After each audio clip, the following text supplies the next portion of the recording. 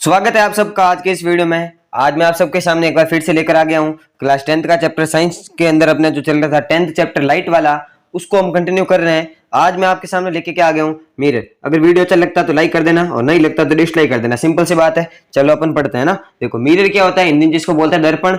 Mirror होता है क्या, a glass with reflecting surface which is obtained by polishing one side of glass. देखो होता क्या है, ये जो मिरर आपने सुना है कुछ नहीं है, ग्लास है, कांच ही है, कांच का टुकड़ा है। लेकिन होता क्या है, a glass with reflecting surface. इसके पास में एक ऐसी सरफेस होती है जो क्या करती है, किसी भी आने वाली लाइट की रे को क्या करती है, रिफ्लेक्ट करती है। क्या करती है, reflect. Which is obtained by polishing one side of glass. ये मैंने आपको बता दिया था कि जो पीछे वाली, जो नहीं बताया था क्या, कोई बात नहीं, अभी समझ लो। देखो ना, जो पीछे वाली जो एक साइड होती है, एक सरफेस होती है, उसको पॉलिश करते हैं। क्या करते हैं, उसको पॉलिश करते हैं। और पॉलिश किससे करते हैं, polished by layer of silver. ये जो पॉलिश की हुई लेयर होती है वो किसकी होती है, सिल्वर की। या फिर कुछ लोग कई जगहों पर पेंट भी किया जाता है ना, तो कुछ ना कुछ करके एक सरफेस को तो कर देते हैं, क्या, पॉलिश कर देते हैं। और एक सरफेस को ऐसे ही छोड़ देते हैं, किसके लिए, ताकि वो क्या करे, आने वाली लाइट रे का क्या करे, रिफ्लेक्शन करे। क्या करे, रिफ्लेक्शन करे। देखो मिरर दो टाइप के होते हैं, एक होता है प्लेन मिरर और एक होता है स्पेरिकल मिरर।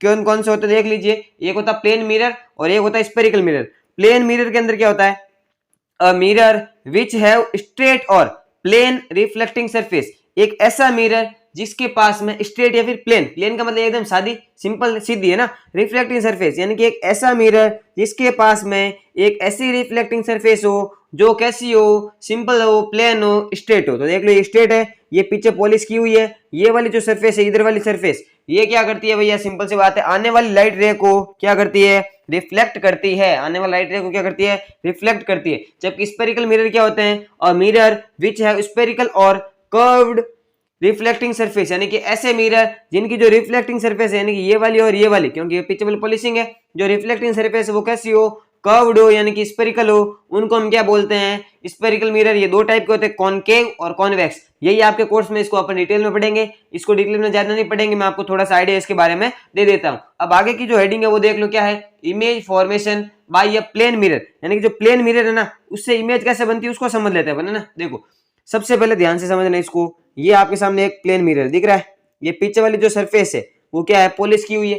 क्या की हुई है, उसके ऊपर पॉलिश, क्या कर दिया हमने, पॉलिश। अब देखो यहाँ पर एक ऑब्जेक्ट है, यहाँ पर क्या है, एक ऑब्जेक्ट, जैसे कि आप खड़े हो, ऑब्जेक्ट जगह क्या, मान लो आप खड़े हो, आपसे एक रे जाएगी ऐसे सीधी की सीधी, बताओ सीधी सीधी गई, वापस टकरा के यहाँ से क्या जाएगी, वापस। अब इसका मैं आपको क्वेश्चन पूछता हूँ, ऐसा क्यों हुआ, कोई बता सकता, कोई बच्चा कमेंट करके कि ऐसा क्यों हुआ, नहीं बता सकता, कोई बात नहीं, मैं बता देता हूँ। सिंपल सी बात है, आपने अभी तक देखो रिफ्लेक्शन पढ़ा कि नहीं पढ़ा, मेरे को ये बताओ।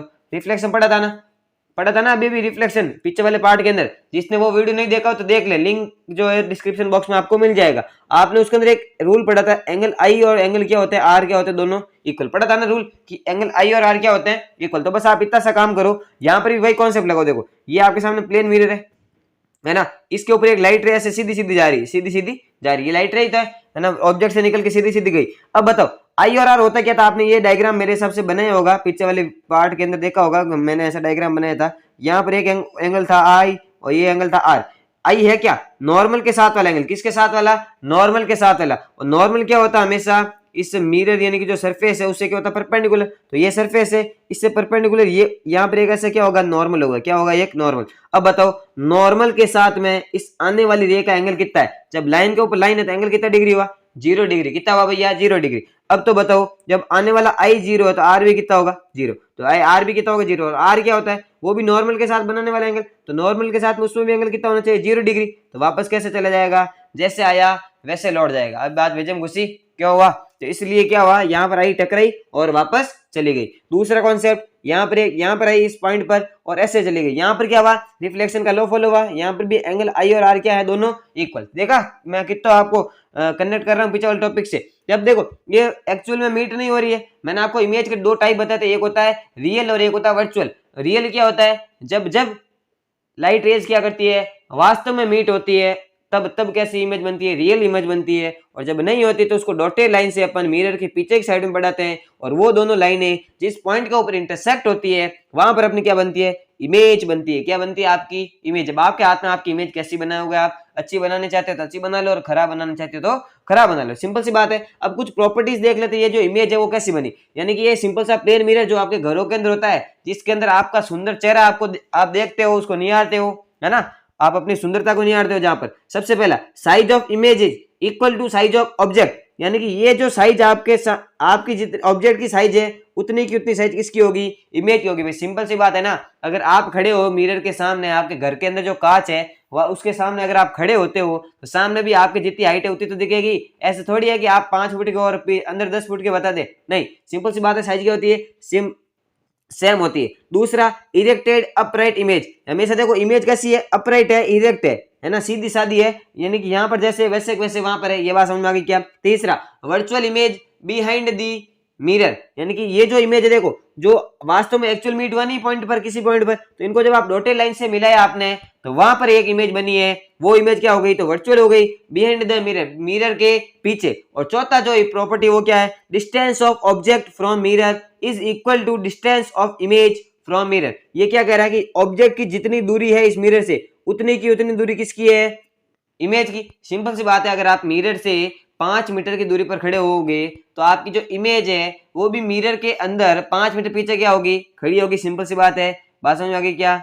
और 5वां रूल क्या होता है? जिसको बोलते हैं लेटरल इन्वर्जन। क्या बोलते हैं? लेटरल इन्वर्जन होता क्या है इसके अंदर? Right side of object appears left side, यानी कि जो ऑब्जेक्ट की राइट साइड होती है ना वो इमेज के अंदर क्या दिखती है? Left side. और लेफ्ट साइड जो वो क्या दिखती है? Right side. इसको अपन क्या बोलते हैं? Lateral inversion. अरे सिंपल सी बात है, आप मिरर के सामने अभी हाथों हाथ खड़े हो जाओ, खड़े हो गए है ना, खड़े हो जाओ जल्दी से, और अपना राइट हैंड जो वो आप ऊपर करो। अब जब आप अपना राइट हैंड ऊपर कर रहे हो तब सामने कौन सा हैंड हो रहा है? ध्यान से देखो, लेफ्ट हैंड हो रहा है। कौन सा हो रहा है? Left hand. इसी को क्या बोलते हैं? Lateral inversion. जैसे अगर सी है तो वहां पर आपको सी कैसे दिखेगा? ऐसे दिखेगा। अगर आपके सामने ई आता है तो ई आपको इस टाइप से दिखेगा। और अगर मान लो बी आ गया तो मिरर के सामने बी कैसे दिखेगा? ऐसा उल्टा बी दिखेगा। इसको अपन क्या बोलते हैं? Lateral inversion. इसको अपन क्या बोलते हैं भैया? Lateral inversion.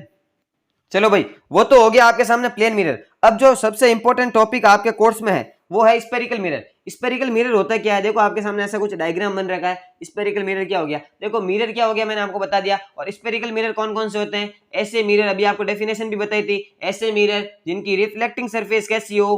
कर्व्ड हो, उनको अपन क्या बोलते हैं? स्पेरिकल मिरर बोलते हैं। दो टाइप के होते हैं, कॉनकेव और कॉन्वेक्स। कौन से होते हैं वो आपको आगे बताएंगे, वैसे एक बार नाम सुन लो, कॉनकेव और कॉन्वेक्स कैसे क्या होता है ना। देखो होता क्या है वास्तव के अंदर स्पेरिकल मिरर, वर्ड क्या है? स्पेयर। होता क्या है? कांच ग्लास का क्या होता है? स्पेयर होता है। ये आपके सामने दिख रहा है स्पेयर, ये सर्कल नहीं है, क्या है? स्पेयर। अब बताओ सर्कल और स्पेयर में डिफरेंस क्या है? जल्दी से बताओ। ये जो आपको मैं क्वेश्चन होमवर्क में दे रहा हूं कि आपको क्या बताना है? सर्कल और स्पेयर के बीच में क्या बताना? डिफरेंस। जो डिफरेंस है वो आप कहां करोगे? कमेंट बॉक्स में कमेंट करके बताना कि जो है डिफरेंस क्या होगा। आगे आने वाली वीडियो में आपको इसका आंसर बता दूंगा, है ना। तो ये स्पेयर है, इसमें से एक छोटा सा पार्ट जब आप काट के अलग कर लेते हो और एक साइड को क्या कर लेते हो? क्या कर लेते हो? पॉलिश कर लेते हो, तो आपके सामने जो बनता है उसको अपन क्या बोलोगे? उसको आप क्या बोलोगे? मिरर बोलोगे। कैसा मिरर? वो भी स्पेरिकल मिरर। अब स्पेरिकल मिरर के अंदर कुछ टर्म्स होती है, उनको अपन ध्यान से समझ लेते हैं। वेरी वेरी वेरी इंपॉर्टेंट है, ध्यान रख लेना। अगर टर्म्स आपको समझ में नहीं आती है तो चैप्टर के अंदर कुछ कॉन्सेप्ट भी आपको समझ में नहीं आएंगे, ठीक है। तो देखो भाई, सबसे पहला वर्ड आ रहा है पोल। क्या आ रहा है? पोल। पोल में पोल खोल। पोल में क्या करनी है आपको? पोल खोलनी है। ध्यान से देखो, centre point of reflecting surface, यानी कि रिफ्लेक्टिंग सरफेस देखो कौन सी है? इधर वाली रिफ्लेक्टिंग सरफेस है। इसका जो सेंटर पॉइंट होता है उसको क्या बोला जाता है? पोल बोला जाता है। पोल को पी से डिनोट किया जाता है। ओके समझू। दूसरा सेंटर ऑफ कर्वेचर, जिसको सी बोलते हैं। सेंटर ऑफ कर्वेचर क्या होता है? Centre of the hollow glass sphere, यानी कि ये आपके सामने जो स्पेयर है इसका जो आपके सामने सेंटर है वही क्या होगा? सेंटर ऑफ कर्वेचर होगा। उसी को अपन किसी से डिनोट करेंगे? सी से डिनोट करेंगे। बात समझ में आ गई क्या? पोल क्या हो गया? Centre point of reflecting surface. Okay, और पूरी स्पेयर का जो सेंटर है वही क्या हो गया? Centre of curvature. अब देखो सेंटर है तो सेंटर से लेकर यहां तक रेडियस होगी कि नहीं होगी? मूर्खों, होगी ना। तो उसको अपन क्या बोल देंगे? Radius of curvature. Distance between centre of curvature and pole of mirror, यानी कि डिस्टेंस बिटवीन किस किस के बीच में? डिस्टेंस सेंटर ऑफ कर्वेचर और पोल के बीच में। सेंटर ऑफ कर्वेचर और पोल के बीच में जो डिस्टेंस है वो आपके क्या हो जाएगी? Centre of radius of curvature, जिसको अपन आर से डिनोट करेंगे। यहाँ पर पी और सी, ये जो पी सी डिस्टेंस है उसको अपन किससे डिनोट कर सकते हैं? आर से डिनोट कर सकते हैं। चौथी चीज प्रिंसिपल एक्सिस, चौथी चीज क्या है, प्रिंसिपल एक्सिस। प्रिंसिपल एक्सिस क्या होती है भैया, इमेजिनरी लाइन होती है which passing through centre of curvature, यानी कि ऐसी इमेजिनरी लाइन जो किससे पास करे, सेंटर ऑफ कर्वेचर से करे, and also pass through point pole P, और पोल से भी क्या करे, पास। देखो ध्यान से देख लो डायग्राम के अंदर, ये आपके सामने एक लाइन दिख रही होगी आपको, देखो एक्स और एक्स डैश दिख रही है, ये आपके प्रिंसिपल एक्सिस है। कैसे है प्रिंसिपल एक्सिस, ये सेंटर से भी पास करी और पोल से भी पास करे। तो मैंने आपको यही डेफिनेशन बताई। पांचवा, अपर्चर क्या होता है, अपर्चर को हिंदी में बोलते हैं द्वारक। क्या बोलते हैं, द्वारक। The diameter of reflecting surface, यानी कि जो रिफ्लेक्टिंग सरफेस है उसका डायमीटर कितना, ये यहां से लेकर यहां तक की जो लेंथ है ना, यहां से लेकर यहां तक एम डैश जिसको बोल रहा हूं मैं ना, एम डैश, ये आपके क्या होती है, अपर्चर होती है। क्या होता है, अपर्चर, जिसको हिंदी में क्या बोलते हैं, द्वारक। और सबसे इंपॉर्टेंट आपके सामने डेफिनेशन आ चुकी है, जिसको अपन बोलते हैं प्रिंसिपल फोकस। प्रिंसिपल फोकस को कैपिटल एफ से डिनोट किया जाता है, इतना ध्यान रखें। अ पॉइंट ऑन वेयर, एक ऐसा पॉइंट है जहां पर all parallel lights rays to the principal axis, यानी कि जितनी भी सारी की सारी पैरेलल रेज है, लाइट रेज है, किसके पैरेलल, प्रिंसिपल एक्सिस के पैरेलल, एक्चुअली मीट, वास्तव में मिले, और अपीयर्स टू मीट, यानी कि ऐसा लगे कि ये है, मिल रही है, आफ्टर रिफ्लेक्शन फ्रॉम मिरर, किसके बाद में, मिरर से रिफ्लेक्शन होने के बाद में। सर टुकड़ों में बताइए तो समझ में नहीं आई, वापस से बताते हैं, रुको जरा सब्र करो, है ना। प्रिंसिपल फोकस क्या होता है, एक ऐसा पॉइंट होता है जहां पर प्रिंसिपल एक्सिस के पैरेलल आने वाली सारी की सारी रेज रिफ्लेक्शन के बाद में जिस पॉइंट पर क्या होती है, एक्चुअली मीट होती है या फिर अपीयर्स टू मीट होता है, यानी कि ऐसा लगता है कि यहाँ पर मिलेगी, तो उस पॉइंट को अपन क्या बोलते हैं, प्रिंसिपल फोकस। क्या बोलते हैं भैया, प्रिंसिपल फोकस। यहाँ पर ध्यान से समझ लेना, क्योंकि लेंस के अंदर वापस ये सेम डेफिनेशन आएगी, वहां पर आप कंफ्यूजन में हो जाओगे, क्योंकि आपको बहुत ज्यादा कंफ्यूजन होगा, क्योंकि वहां पर हर चीज दो दो होगी, ठीक है। जब लेंस पढ़ेंगे तब आपको बताएंगे। सातवीं चीज, फोकल लेंथ, जिसको अपन किससे डिनोट करेंगे, स्मॉल एफ से डिनोट करेंगे। किससे करेंगे भैया, स्मॉल एफ से। Distance between the pole and principal focus of mirror, किस किस के बीच में distance between the pole and principal focus, जो प्रिंसिपल फोकस है और जो पोल है उनके बीच की जो डिस्टेंस है उसको अपन क्या बोलेंगे भैया, फोकल लेंथ बोलेंगे। क्या बोलेंगे, फोकल लेंथ। इस डायरेक्शन के अंदर देखो, इसके अंदर देखो ध्यान से ना, अगर मान लो ये मिरर आपके सामने क्या है, ये वाला मिरर आपके सामने उपस्थित है, इसको कॉनकेव बोलते हैं। देखो ये मान लो पैरेलल रे आई टकराने के बाद मान लो इस पॉइंट पर क्या हो गई, एक पॉइंट के ऊपर मिल गई, जिसको अपन ने क्या बोला अभी पीछे, फोकस पॉइंट बोला था एफ।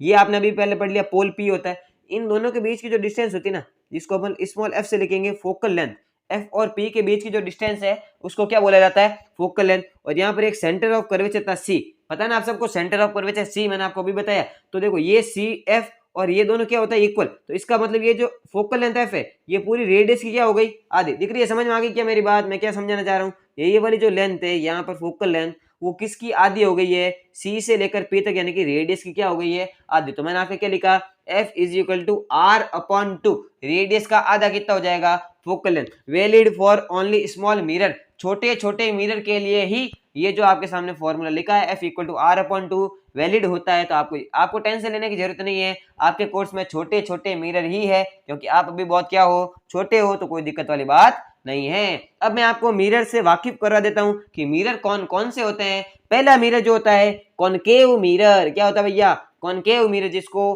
कन्वर्जेंट मिरर भी बोलते हैं, जिसको क्या बोलते हैं, कन्वर्जेंट मिरर भी बोला करते हैं। देख लीजिए ये आपके सामने है, इस पेड़ से मैंने काटा, और इधर वाली साइड जो है उसको मैंने क्या कर दिया, पॉलिश कर दिया। किससे, सिल्वर से। देखा मैं कितना अमीर हूं, मैंने सिल्वर से क्या कर दिया, पॉलिश कर दिया, है ना। यहाँ पर देखो आपके सामने एक प्रिंसिपल एक्सिस आपको दिख रही होगी, ये प्रिंसिपल एक्सिस है। थोड़ा हाईलाइट कर देता हूँ प्रिंसिपल एक्सिस को, क्योंकि प्रिंसिपल आपको पता हाईलाइट होना बहुत ज्यादा जरूरी है। अब देखो ध्यान से समझना भैया ना, ये प्रिंसिपल एक्सिस है। सबसे पहले पैरेलल रेज आएगी, ये पैरेलल रे आई, ये रे किसके पैरेलल, इस प्रिंसिपल एक्सिस के पैरेलल। देखो नीचे भी आ रहे, नीचे भी आ रहे, यहाँ पर क्या हो रही है, टकराकर रिफ्लेक्टेड हो रही है। क्या हो रही है, रिफ्लेक्टेड। तो टकराने के बाद में एक देखो, एक ही पॉइंट के ऊपर तीनों का क्या हो रहा है, चारों पांचों का क्या हो रहा है, मीटअप हो रहा है, और एक्चुअल में मिल रही है, तो उसको अपन क्या बोलेंगे, फोकस पॉइंट बोलते हैं। आपको डेफिनेशन बता दी। अब मैं आपको बताने वाला हूँ कॉनकेव मिरर के बारे में, जिसकी रिफ्लेक्टिंग सरफेस कैसी हो, कर्व्ड इनवर्ड हो, यानी कि जो रिफ्लेक्टिंग सरफेस है वो अंदर की साइड के अंदर क्या हो, कर्व्ड हो। अब बात आई सर कॉनकेव और कॉन्वेक्स हम याद कैसे रखेंगे, तो सिंपल सी बात है, देखो ऐसे हाथ करना, ऐसे हाथ करना, ऐसे हाथ बनाओगे ना, ऐसे दिख रहा है, ऐसे ऐसे जब आप हाथ बनाओगे तो ये जो आपके सामने शेप दिख रहा है, केव की बात दिख रहा है ना, केव, केव का मतलब क्या होता है, गुफा, क्या होता है, गुफा। तो ये आप जब आप करोगे तो जब आप आपके सामने ऐसा डायग्राम बनेगा केव, तो इधर वाली रिफ्लेक्टिंग सरफेस अगर होती है तो उसको क्या बोला जाएगा भैया, सिंपल सी बात है, कॉनकेव बोला जाएगा। और अगर इधर वाली रिफ्लेक्टिंग सरफेस होती है तो उसको क्या बोलेंगे, कॉन्वेक्स बोलेंगे। कितना सिंपल है। तो सबसे पहला चीज, रिफ्लेक्टिंग सरफेस कर्व्ड इनवर्ड होती है। कन्वर्जेंट मिरर भी बोलते हैं। कन्वर्जेंट मिरर क्यों बोलते हैं, क्योंकि रिफ्लेक्शन के बाद में सारी की सारी रेज जो है एक ही पॉइंट पर क्या होती है, कन्वर्ज होती है। Third point, F and C lies in front of mirror, जो फोकस पॉइंट है और जो सेंटर ऑफ कर्वेचर है वो क्या करता है, इन फ्रंट ऑफ मिरर, यानी कि मिरर के सामने ही क्या करता है, लाई करता है। कैसे सर, समझ में नहीं है, देखो समझो, है ना, ये वाला आपके सामने कॉनकेव है ना, ये कॉनकेव है। तो देखो जब आप इसको पूरा सर्कल बनाओगे तो सेंटर इधर आएगा कि नहीं आएगा, फोकस पॉइंट इधर आता नहीं है। तो ये देखो मिरर के रिफ्लेक्टिंग सरफेस है इसके सामने। तो यहाँ पर क्या लिख रखा, देखो F and C lies in front of mirror. Simple सी बात है। इमेज में भी रियल और वर्चुअल, इमेज रियल भी बन सकती है और वर्चुअल भी बन सकती है। रियल और वर्चुअल क्या होती है मैं आपको अच्छे से समझा चुका हूं। साइज ऑफ इमेज में भी इक्वल लार्ज एंड स्मॉल, यानी कि जो इमेज बनेगी उसकी साइज जो छोटी भी हो सकती है, मोटी भी हो सकती है और पतली नहीं हो सकती, छोटी बड़ी और इक्वल भी हो सकती है। इसका यूज किया भैया, कॉनकेव मिरर को कहां कहां यूज किया जाता है, देखो सिंपल सा बात है, टॉर्च के अंदर इसका यूज किया जाता है। हेडलाइट ऑफ व्हीकल्स, है ना, जो आपके गाड़ियों के जो है ना हेडलाइट्स होती है, जो लाइट्स होती है आगे की, उनके अंदर ये यूज किया जाता है, क्योंकि एक पॉइंट पर फोकस करना होता है ना लाइट को, इसलिए उसको यूज करते हैं। और सेविंग मिरर, जो आप जाते हो नाई की दुकान में बाल कटवाने के लिए, उस समय जो मिरर होता है वो भी कौन सा होता है, कॉनकेव होता है। और क्या है ना, सोलर फर्नेसेस, देखो है ना, जो सोलर प्लेनेट होता है ना, उसके अंदर क्या करते हैं, आपको पता है सूर्य की रोशनी को एक जगह पर क्या करना पड़ता है, फोकस करना पड़ता है ना, जिससे क्या बनती है, बिजली बनती है। तो वहां पर भी कौन सा यूज होता है, कॉनकेव मिरर। अब देखो एक सेकंड है, इसका छोटा बच्चा है, छोटा भाई है, बच्चा क्या है, कॉन्वेक्स मिरर, जिसको अपन क्या बोलते हैं, डाइवर्जेंट मिरर। ये उसका क्या है, उल्टा। उसके अंदर देखो ये पीछे वाली, उसके अंदर क्या था, इधर वाली सरफेस क्या थी, पॉलिश थी, लेकिन इसके अंदर क्या है, अंदर वाली सरफेस क्या है, पॉलिश है। अंदर वाली पॉलिश है तो होगा क्या, इधर से रेज आएगी, इधर से रेज आई पैरेलल है, ये आपकी प्रिंसिपल एक्सिस है, मान लो ये क्या आपके सामने प्रिंसिपल एक्सिस। मैं थोड़ा इसको भी क्या कर देता हूँ, हाईलाइट कर देता हूँ, क्या कर देता हूँ भैया, हाईलाइट कर देता हूँ। पहले रे आएगी, टकराएगी और दूर फैल जाएगी, दूर फैल जाएगी, क्योंकि यहाँ टकराएगी, यहाँ पॉलिश अंदर जाएगी नहीं, दूर टकरा कर चली जाएगी। अब देखो वास्तव में तो कोई मिल ही नहीं रही है, एक वर्ड में बार बार यूज कर रहा हूँ, पीछे जितने भी वीडियो बनाए अभी तक, एक वीडियो बनाए उसके अंदर appears to meet, उसका मतलब होता है कि ऐसा प्रतीत होता है कि यहाँ पर मिल रही है, लेकिन वास्तव में मिलती नहीं है। जहां पर मिल रही है उसको अपन क्या बोलते हैं, फोकस पॉइंट बोलते हैं। मैं आपको समझा चुका हूं, है ना। रिफ्लेक्टिंग सरफेस कर्व्ड टूवर्ड्स, यानी कि जो बाहर वाली सरफेस है वो क्या होती है, रिफ्लेक्टिंग सरफेस होती है। इसको डाइवर्जेंट मिरर बोलते हैं, क्योंकि ये क्या करता है, सभी आने वाली पैरेलल रेज को क्या करता है, डाइवर्ज करता है। F and C lies behind the mirror, ये जो मिरर है इसके इधर की साइड, क्योंकि सर्कल पूरा इधर ही बनेगा तो इधर ही सेंटर होगा, इधर ही क्या होगा, फोकस पॉइंट होगा, है ना। इमेज ऑलवेज वर्चुअल, इससे बनने वाली सारी की सारी इमेज हमेशा कैसी होगी, वर्चुअल होगी। और इमेज ऑलवेज स्मॉल, सारी की सारी कैसी होगी, छोटी होगी। यूज क्या, बहुत ही खतरनाक यूज है इसका, रियर व्यू मिरर इन व्हीकल्स, जो कांच का साइड, जो आपके सामने गाड़ी है, आपके वाहन है, कार है, व्हीकल्स है, उनके जो साइड वाला मिरर होता है, जिससे आप पीछे की गाड़ियों को देखते हो, उसके अंदर कौन सा होता है भैया, कॉन्वेक्स मिरर होता है। क्यों होता है, उसका रीजन क्या, देखो मैंने अभी बताया, इमेज ऑलवेज स्मॉल, इमेज हमेशा कैसी होगी, स्मॉल होगी, छोटी होगी। तो पीछे तो बहुत बड़ी सड़क है ना, उसका छोटा आपको अगर इमेज आपके सामने आ जाए तो आपको दिख जाएगा, हाँ यहाँ पर ये चीज है। तो इसलिए क्या यूज किया जाता है, कॉन्वेक्स मिरर। बात समझ में आ गई क्या। चलिए अपन कर लेते हैं वीडियो को यहीं पे समाप्त, क्योंकि वीडियो ज्यादा लंबी करेंगे नहीं। अगर आपको ये वीडियो अच्छा लगा है तो इस वीडियो को लाइक कर देना। चैनल पर अगर आप नए हो तो चैनल को सब्सक्राइब कर दे और बेल आइकन दबा दे, जिससे होगा क्या, आने वाली वीडियो की जो नोटिफिकेशन है वो आप लोगों के पास में सबसे पहले पहुंचेगी। अब हम मिलेंगे आगे के एक और नए पार्ट में, तब तक के लिए जय हिंद, जय भारत, धन्यवाद।